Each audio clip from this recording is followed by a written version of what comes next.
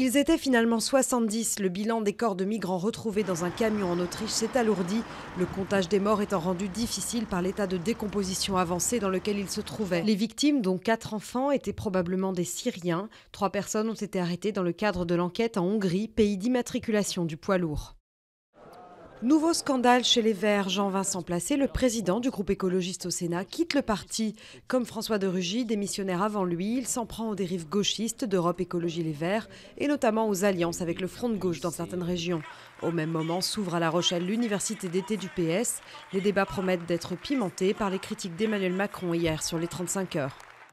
Il y a 10 ans, l'ouragan Katrina dévastait la Nouvelle-Orléans. Une décennie après ce drame, Barack Obama a salué sur place l'extraordinaire ressort des habitants.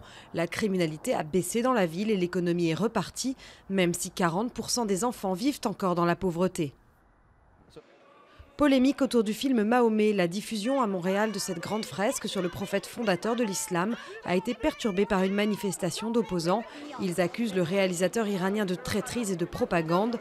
À Téhéran, où le long métrage de 3 heures est sorti en salle hier, il a fait salle comble.